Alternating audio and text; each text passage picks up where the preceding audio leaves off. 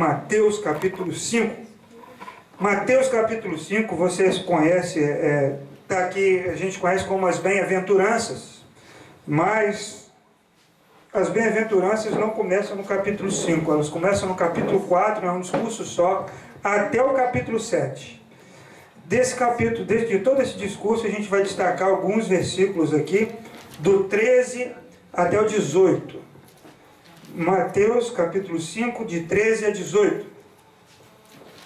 Diz assim: vocês são o sal da terra, mas se o sal perder o sabor, como restaurá-lo? Não servirá para nada, exceto para ser jogado e pisado pelos homens. Vocês são luz do mundo. Não se pode esconder uma cidade construída sobre um monte. E também ninguém acende a candeia e coloca debaixo de uma vasilha. Ao contrário, coloca no lugar apropriado, e assim ilumina a todos que estão na casa. Assim brilha a luz de vocês diante dos homens, para que vejam as suas boas obras e glorifiquem o Pai de vocês que está nos céus. Isso aqui Jesus dizendo aquelas pessoas que estavam diante dele, em Mateus, nesse discurso, ali no Monte das Bem-aventuranças, aquelas pessoas que estavam diante dele, pobres, revoltados, pessoas que eram pisadas pelo Império Romano, os discípulos, as pessoas que seguiam Jesus. E ele falou para essas pessoas: vocês são sal da terra, vocês são luz do mundo. Sal e luz. A primeira coisa que ele disse: vocês são sal da terra. Todo cristão é sal. Um dia desse eu postei uma mensagem lá do meu blog, e aí alguém me mandou uma mensagem inbox, mandou uma mensagem no Facebook: pastor, todo cristão é sal? Não é um rapazinho, né? Lá de São José do Vale do Rio Preto, o maior nome de cidade do Brasil. Sabia? São José do Vale do Rio Preto, lá perto de Teresópolis, Terra Fria. E ele me mandou a mensagem. Eu falei: todo cristão é sal. Todo cristão é sal. Todo cristão é sal. Só que tem dois tipos de sal nesse texto. Tem o sal que funciona e o sal que não funciona. Você vê que Jesus falou o seguinte: se o sal perder o sabor, como restaurá-lo? Não tem conserto. Então o que eles faziam com o sal que não salgava? O que eles faziam com esse sal? Pegavam o sal e jogavam na estrada para tapar os buracos, para o pessoal passar em cima, para não ter barro, para aplanar para os carros passarem. O sal sem sabor, ele tem uma função. Então, se todo crente é sal, mas tem um sal que salga e o sal que não salga.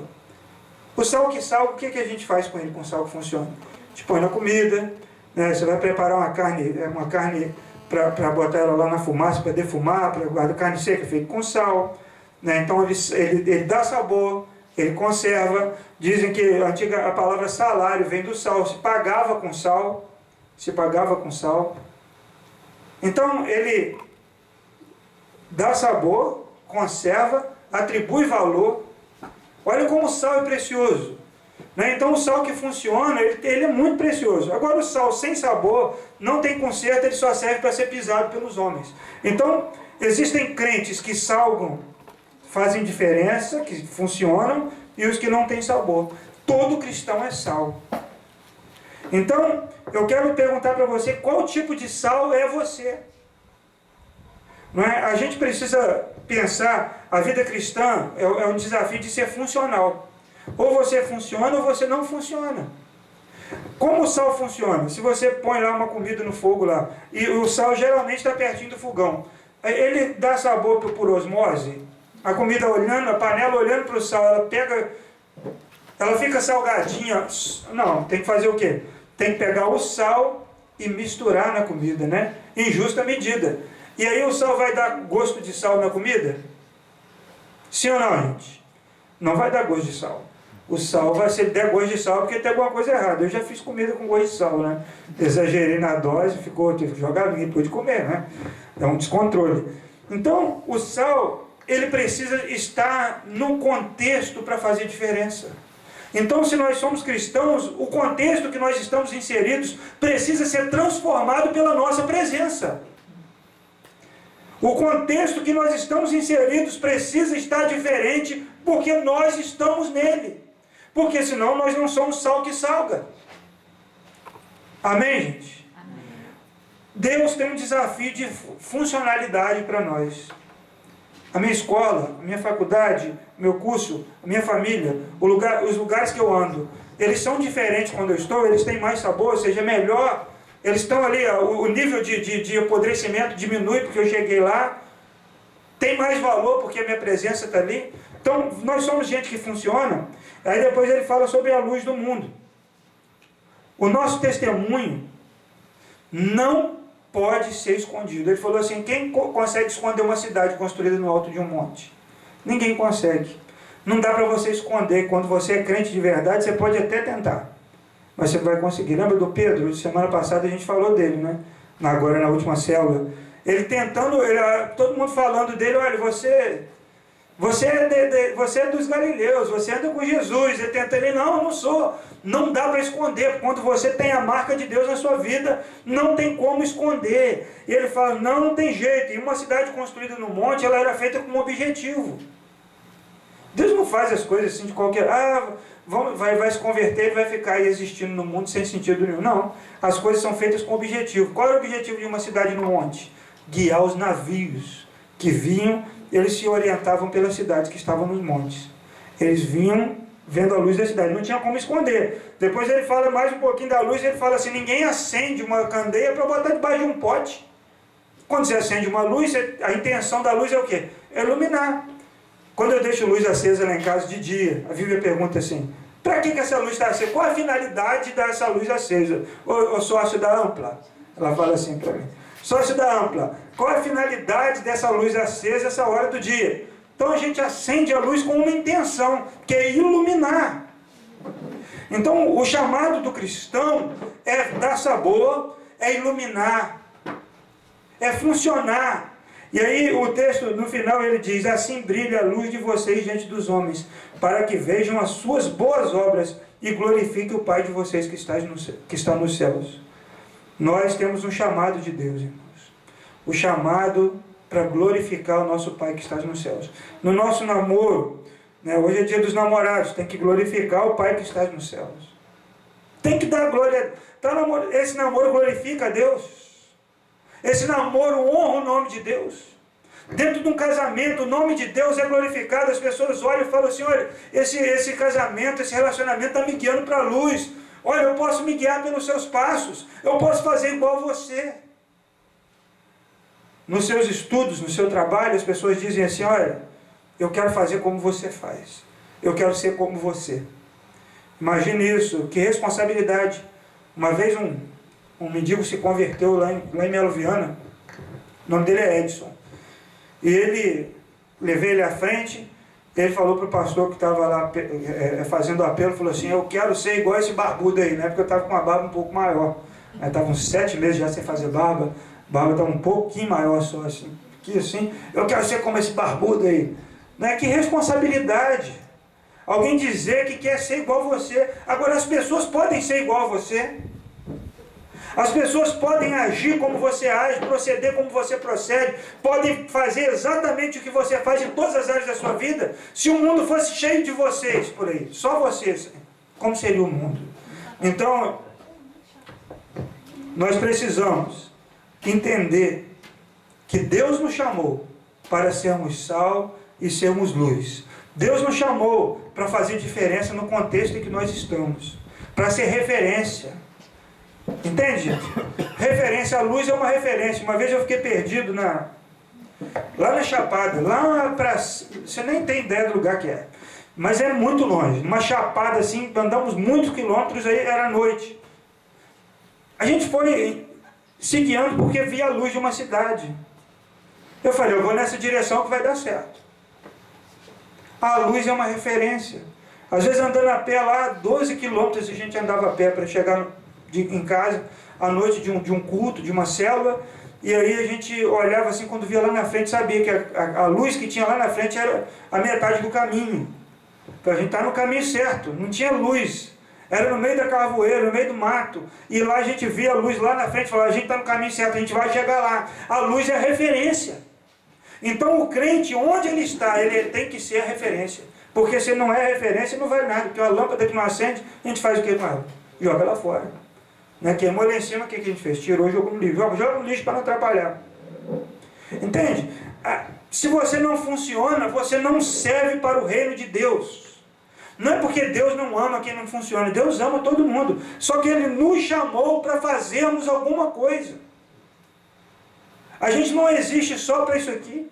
É para mais. Não é? O mundo precisa de nós. As pessoas que estão perto de nós, elas sofrem e não falam nada.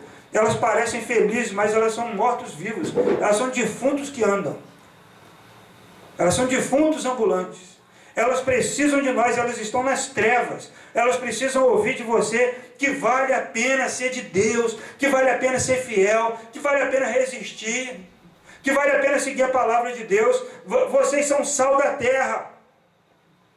Vocês fazem diferença na terra. Vocês são luz no mundo, vocês são referência no mundo. As pessoas precisam seguir vocês. E o contexto que Jesus falava aqui não era para todo mundo bonitinho, não. Era gente que estava sofrendo. Era gente que passava fome, gente que não tinha mais casa para morar, gente que estava passando assim por muitas lutas. E Jesus falou, vocês são isso, vocês são luz, vocês são sal. A nossa vida tem que fazer diferença. Amém, irmãos? Amém. A nossa vida tem que fazer diferença. Às vezes eu fico pensando como é que eu ando, como é que meus vizinhos pensam de mim, porque sabe como é que é? O negócio é feio e nosso nome está no meio. A gente tem que ficar atento. Quando a gente compartilha o Evangelho, as pessoas ouvem o que a gente fala, elas ficam pensando assim, quem é ele? Quem é ela para falar comigo? Ou quando eu compartilho, eu fico pensando, quem sou eu para falar isso? Estou lendo um livro lá interessante, do Mark Dever. Acho que é Mark Dever, né? Esqueci o nome do autor. Mas ele falando que Jesus veio pregar. E Jesus era coerente com a mensagem que pregava. Nós precisamos ser coerentes com a mensagem que fomos chamados para pregar. Ah, mas é muito difícil. É difícil, ninguém falou que ia ser fácil. Jesus não falou que ele falou o caminho é estreito, a porta é estreita, a cruz é pesada, você tem que morrer, às vezes vai ter dificuldade, vai ter. Quem que está com... Quando a nossa natureza é o que? Vamos falar de jejum. Eu quero jejuar. Eu não quero jejuar, eu quero comer. O tempo todo eu quero comer. Eu levanto de madrugada, eu quero fazer o quê? Eu quero comer um pão com leite, Nescau quente, eu quero comer o tempo todo, todo mundo quer comer. Aí você fala assim, eu vou fazer um jejum, vou me consagrar a Deus. Você está dizendo o que para a sua carne? Não. Morre, carne. Eu não vou comer, porque eu vou me consagrar a Deus. Em tudo na nossa vida é assim. Qual é a natureza do homem? É pecar. O que nós fazemos? Nós fugimos da nossa natureza, nós corremos dela, nós andamos na contramão. O que o mundo fala? Não tem nada a ver, pode fazer, todo mundo faz. Mas nós dizemos para nós assim, é melhor esperar, é melhor não fazer. A Bíblia diz que não é desse jeito, então eu vou resistir, então eu vou na contramão. Você já andou na contramão de carro? É triste, não é? Terrível. É terrível. Entrar só no lugar do ônibus, né, naquele caminho do ônibus, faixa exclusiva, né? Dá uma sensação ruim, né, no coração. Se eu tomar uma multa, essa câmera vai me pegar, eu estou no lugar errado. É assim que o crente é no mundo. Nós não nos sentimos bem com que o pecado, nós não nos sentimos bem com o que o mundo propõe. E nós temos uma proposta diferente. Siga Jesus, faça como eu faço. A nossa proposta, o Evangelho, é uma proposta totalmente louca e diferente. A Bíblia diz lá em 1 Coríntios que é loucura. As pessoas falam, como pode? Ele é jovem. Que proposta doida é essa? Que vai todo mundo para a balada, vai todo mundo curtir, todo mundo faz e deixa de fazer, agora ele não faz. Ele é louco, louco. É coisa de doido. Ser luz e ser sal é uma coisa de doido para o mundo. Mas a Bíblia diz que para aqueles que são salvos é poder de Deus. Amém? Vamos ficar de pé e orar porque está frio. Minha garganta está doendo. Está muito frio. Mas o desafio nosso no mundo, irmãos, não é só nesse bairro, na plantação dessa igreja, mas o nosso desafio diariamente. Jesus falou assim, aquele que quer me seguir, tome a sua cruz. Diariamente. Não é? Então, se consagre a Deus. Amém? Se consagre a Deus e fala, Senhor, eu quero fazer diferença. Eu quero ser uma referência, eu quero ser assim, um crente melhor do que eu sou. Às vezes a gente é uns crentes meia boca, né? E crente meia boca, a Bíblia fala que Deus vomita. Ou você é frio, eu ouvi essa semana isso. Ou você é frio, ou você é quente. Não existe equilíbrio no reino de Deus. Não dá para ser equilibrado. Ah, eu vou botar um pezinho aqui no mundo. Não, mas aqui domingo eu sou crente, eu vou orar. Eu vou na vigília. Não, eu vou no baile. Não existe crente equilibrado. Ou você é, ou você não é. Eu ouvi um rapaz falando, o nome dele é Cacá. Eu conheci ele há muito tempo atrás. E eu assisti um vídeo dele essa semana. Ele falou para o filho dele que tem a formiga e tem a cigarra. Os dois bichinhos são de Deus. A formiga morre plantando e a cigarra morre trabalhando. Aqui é? A cigarra morre cantando e a formiga morre trabalhando. Acertei agora, né? Cada um faz aquilo que foi chamado para fazer. Mas no reino de Deus não tem equilíbrio. Ou você é, ou você não é. E eu falo para você uma coisa, é melhor ser. Se você pensar que dá para equalizar, essa semana eu vou dar uma escorregada. Não dá não. Ou você é um cristão, ou você não é um cristão. Se você quer ser o sal, que não tem mais sabor, tudo bem. Mas o seu destino é ser pisado pelos homens. Crente, quantos crentes a gente vê crente humilhado? Ah, mas isso aí é crente? As pessoas falam, é crente. É crente, é sal que não salga. Ele só serve para ser pisado. Eu não quero ser pisado. Eu quero ser humilde. Sempre. Eu quero buscar isso. Mas eu não quero entrar nessa furada de ser pisado pelos homens, não. Ser humilhado, não. Eu sou sal e eu quero ser sal que salga. Eu sou luz, eu não quero estar debaixo de uma candeia, embaixo de um alqueire, debaixo de uma caixa. Eu quero ser luz para iluminar. Né? Colocamos aquela lâmpada ali fora, a intenção dela é iluminar. Se eu não quisesse que iluminasse, eu não botava a lâmpada, eu largava no escuro, não é não? E Deus então coloca você onde você está, porque Ele tem um plano para a sua vida. Ele diz, eu vou colocar você aí, para você fazer diferença. Eu vou colocar você nesse lugar, para você iluminar. Ela está ali, penduradinha, meio esquisito o arranjo que eu fiz, mas ela cumpre muito bem a função dela. Ela ilumina, você passa ali, você não tropeça, você consegue ver o chão, você consegue chegar lá no portão, porque ela cumpre o papel dela. Então você pode estar achando que é meio esquisitinho, né, que sua vocação é meio estranha, como é que é isso? Se você está no lugar que Deus colocou você, se você cumpre a função que Deus colocou você para fazer, você faz diferença. Amém? Feche seus olhos, vamos orar. Senhor, nós queremos te pedir perdão. Em primeiro lugar, por ter muitas vezes, Senhor, na nossa vida, na nossa conduta, envergonhado o Teu Evangelho. Meu Deus, em nome de Jesus, nos ajude nos nossos relacionamentos, Senhor. Nos ajude na nossa vida, no nosso trabalho, no meio que estamos, para que o Seu nome seja glorificado, para que o Seu nome seja honrado, Senhor. Tem misericórdia de nós. Nos ajude, Senhor, a ser sal que salga, a ser luz que ilumina. Senhor, tire-nos, ó Pai, da acomodação. Senhor, nos ajude a viver nesse mundo que é um mundo contrário aos princípios da Tua palavra. Mas queremos fazer diferença, Senhor. Nos ajude a lutar contra a nossa natureza pecaminosa. Nos ajude, Senhor, a transformar, Senhor, a transformar o ambiente em que estamos inseridos. Abençoa, Senhor, a cada um aqui. Abençoa cada um de nós, para que possamos, Senhor, honrar o Teu nome, fazer o Teu nome conhecido, fazer, Senhor, com que as pessoas olhem para o nosso testemunho e glorifiquem o Senhor, como a Tua palavra diz, glorifiquem o Senhor a partir das nossas obras, da nossa vida, das nossas atitudes, do nosso testemunho. Nós pedimos nessa noite, Senhor, nos ajude, abençoe a cada um aqui, e que nós possamos fazer aquilo que fomos chamados para fazer, Senhor, sem equilíbrio, que sejamos crentes radicais naquilo que o Senhor nos chamou, Senhor, em nome de Jesus, amém. Amém?